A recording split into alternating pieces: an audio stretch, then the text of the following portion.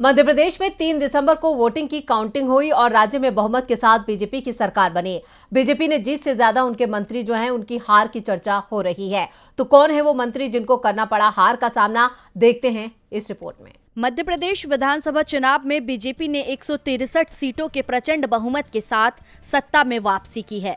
BJP भले ही जीतने में कामयाब रही, लेकिन उसके 12 मंत्री चुनाव हार गए। इनमें से 6 बार के विधायक नरोत्तम मिश्रा, 7 बार के विधायक गौरी शंकर बिसेन और कमल पटेल के साथ ही सिंधिया समर्थक 3 मंत्रियों को भी हार का मुंह देखना पड़ा। इस चुनाव में शिवराज सरकार ने 31 मंत्री मैदान में उतारे थे, जिसमें से केवल 19 मंत्री को जीत हासिल हुई, जबकि 12 मंत्री हार गए। दतिया सीट से मंत्री नरोत्तम मिश्रा को हार का सामना करना पड़ा है।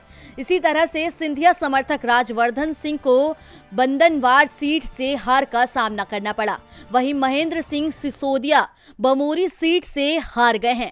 7 बार के विधायक रहे गौरी शंकर बिसेन अपनी सीट नहीं बचा पाए। पहले बीजेपी ने गौरी शंकर बिसेन की बेटी को टिकट दिया था, लेकिन बेटी की कमजोर स्थिति को देखते हुए गौरी शंकर ने खुद नामांकन कर दिया, लेकिन वो भी हार गए। वहीं 5 बार के विधायक रहे प्रेम सिंह पटेल को भी हार का आईना देखना पड़ा। अटेर सीट पर हर बार विधायक बदलने की परंपरा कायम रही और यहां से अरविंद सिंह भदौरिया को हार का सामना करना पड़ा। ग्वालियर ग्रामीण सीट पर भी भरत सिंह कुशवाहा को हार का सामना करना पड़ा।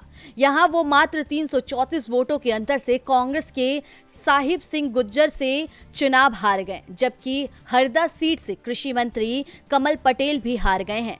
उन्हें कांग्रेस के आर.के. दोगने ने 872 वोटों के अंतर से हरा दिया है, जबकि चुनावों के ऐलान से कुछ दिन पहले ही मंत्री बने खरगापुर के विधायक राहुल लोधी को मंत्री बनाया था, लेकिन चुनावों में राहुल लोधी अपनी सीट नहीं बचा पाए। इन मंत्रियों के हारने के बाद राज्य में बीजेपी की जीत के बाद भी मुश्किलें बढ़ती हुई दिखाई दे रही है। डीबी लाइव की रिपोर्ट।